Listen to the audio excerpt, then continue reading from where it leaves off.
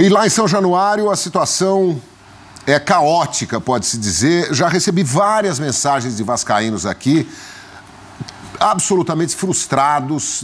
Tem torcedor falando assim, olha, se eu não amasse tanto o Vasco, eu desistia do Vasco. O futuro definido com velhos conhecidos, né? Após a eleição, o Eurico Miranda se defendeu das acusações de venda de cargo.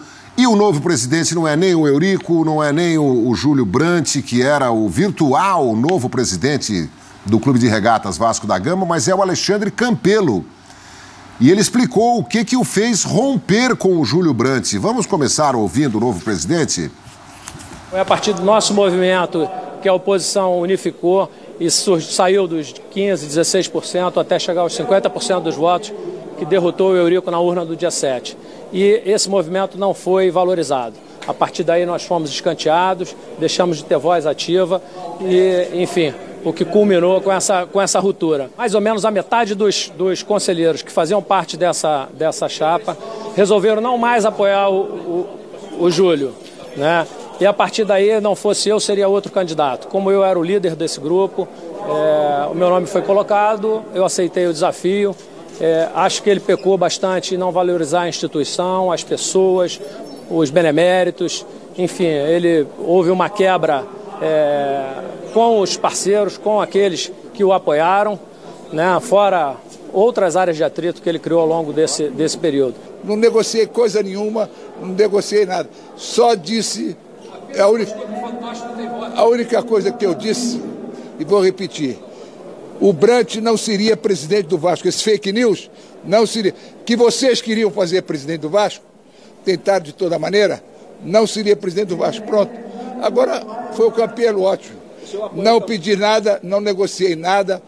Agora, eu não tenho culpa que aqueles que me apoiam, conselheiros, tenham escolhido e votado no Campelo. Quem publicou lá que o Vasco, que eu ia sair do Vasco pela porta dos fundos e não sei o quê, que eu estou derrotado, não há hipótese de eu ser derrotado no Vasco, não tem isso. Tem algum cargo no Vasco nessa nova gestão?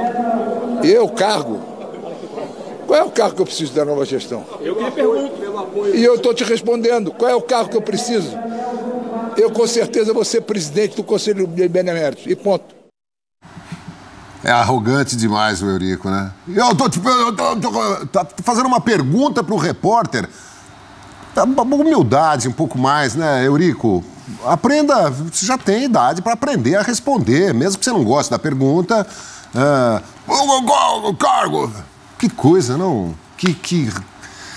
Ufa! Agora, o Júlio Brandt é a grande decepção de quem esperava uma mudança, porque o Campelo não ele está preparado para ser presidente? Reviravolta política aconteceu no Vasco da Gama nesses últimos dias. Não, o Campelo, de repente, é o presidente. O que ele pensou? O que apontam como principal... João, é política. Totalmente. E a gente sabe que política é suja. A gente tem a própria história da nação atual, que explica bem um pouquinho de tudo isso que aconteceu no Vasco da Gama. Exatamente. Mas qual é o apontamento interno no Vasco do erro político do Júlio Brandt? De ter afirmado, após a eleição, após a decisão da Justiça, com a exclusão da urna 7, que ele era o presidente do Vasco da Gama. E a gente sabe que o processo político de eleição para a presidência do Vasco da Gama não funciona bem assim. Era necessário passar pelo Conselho. E o Conselho não ficou nem um pouco feliz com as declarações do Júlio Brandt. E é um conselho que, como vimos, está nas mãos do Eurico Miranda. Resta saber agora, e o Alexandre Campelo tem batido nessa tecla, de que ele sempre foi oposição, que ele não tem nada a ver com o Eurico Miranda. Tomara, pro bem do Vasco da Gama, que ele seja um presidente diferente, que ele traga algo novo pro Vasco, porque o clube, porque os torcedores precisam. O que aconteceu no Vasco nesses últimos meses são páginas tristes da história de um dos clubes mais populares do Brasil. Vamos ouvir o Alexandre, depois eu quero ouvir o Rafael Oliveira também. Ele já deu uma entrevista coletiva, vamos lá. Eu queria lembrar que quem ganhou essa eleição não foi o Campelo, não foi o senhor Júlio. Quem ganhou essa eleição foi a união da oposição. Havia um equilíbrio entre a Frente Vasco Livre e a Sempre Vasco, e que não seriam capazes de sozinho vencer essa eleição. Com a união, nós conseguimos trazer mais de 20 pontos percentuais para dentro dessa chapa, que foram suficientes para que nós conseguíssemos a vitória no dia 7. Se houve um traidor nesse processo, não fomos nós. Quem traiu nesse processo foi sempre Vasco, que esqueceu como se deu essa união, que esqueceu qual era o desejo do vascaíno, que esqueceu o que ficou acordado, que nós faríamos uma gestão compartilhada, uma gestão com um conselho gestor, que as decisões seriam tomadas sempre após serem discutidas dentro desse conselho. E a partir da eleição, a partir da vitória na urna no dia 7, nós fomos isolados completamente desse processo. Nós não participamos de mais nenhuma decisão.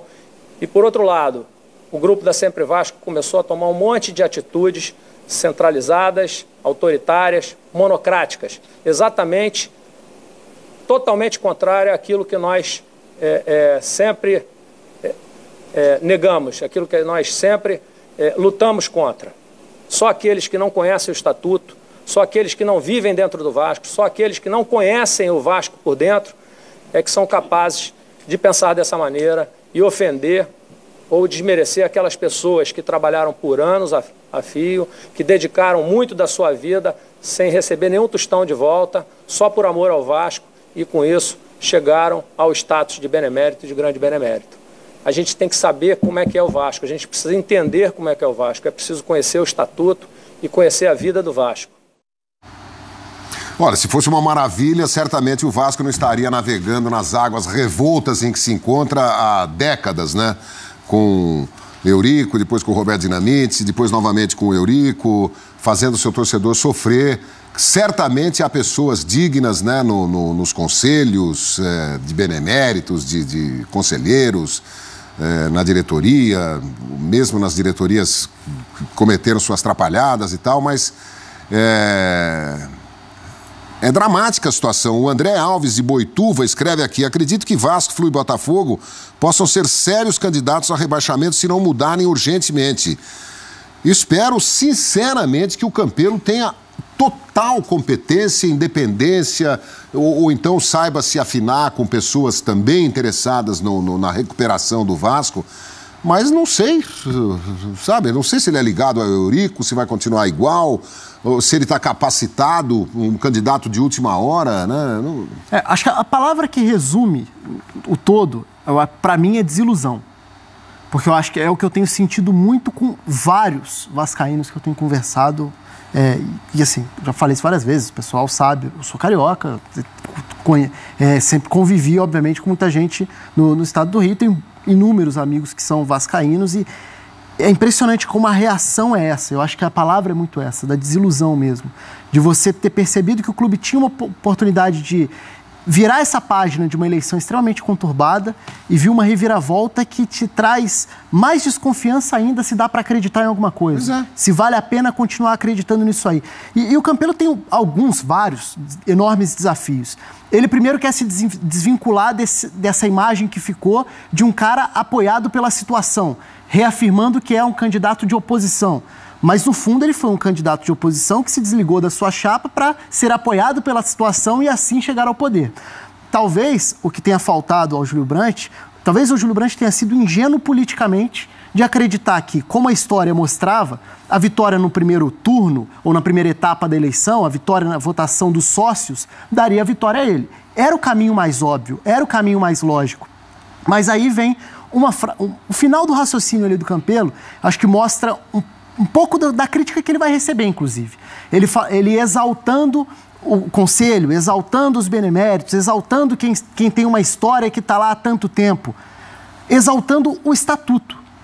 E eu acho que o estatuto é um ponto para ser discutido no futebol como um todo, não é no Vasco, é em tudo quanto é clube, é em federação, é em confederação brasileira, porque é o estatuto que muitas vezes protege a política do jeito que ela é, que impede que as pessoas consigam transformar aquilo ali, sair de um lado bastante negro, de páginas negras da sua história, porque tem todo um mecanismo que protege para deixar aquilo ali do jeito que é. Exatamente. E por que continua sendo? Porque é do interesse de quem está no poder. Então, no fundo, foi uma grande manobra política para fazer com que um candidato que não recebeu nenhum voto de sócio tenha se transformado no presidente do Vasco por ter se transformado num candidato na votação do Conselho no dia da votação. É uma aberração completa. É realmente motivo para o torcedor.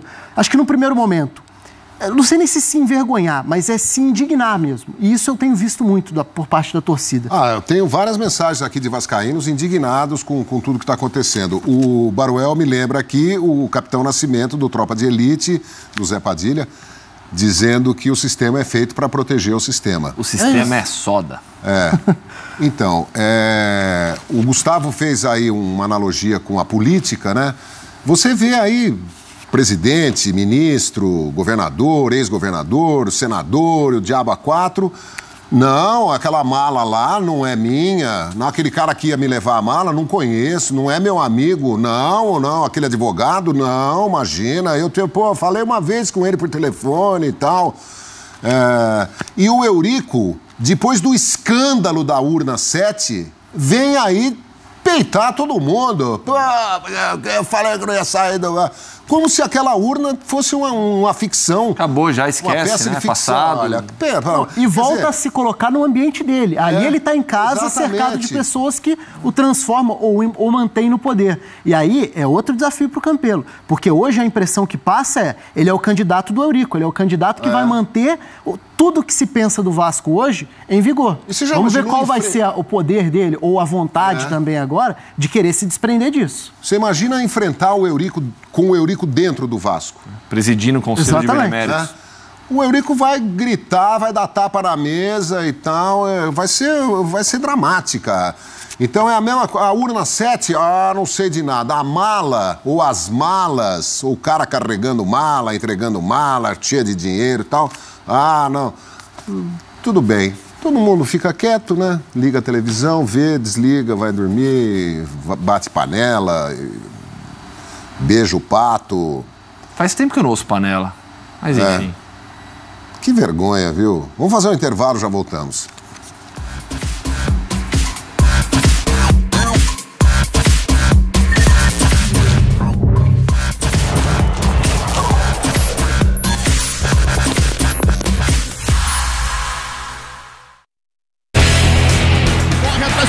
E se manda pela esquerda, sensacional! Mais um lançamento para a recepção do Tite, que avança, minha mãe do céu! Touchdown! Meu Deus! Inacreditável!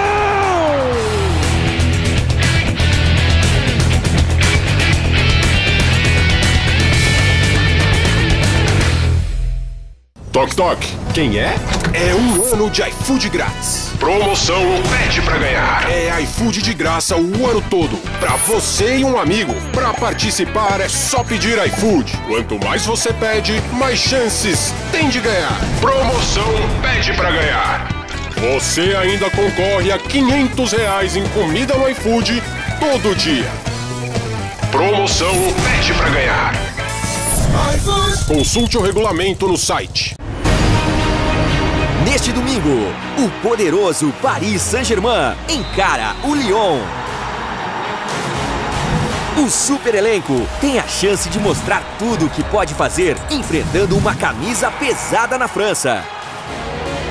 Lyon e PSG, 6 da tarde, ao vivo, na ESPN Brasil e Watch ESPN.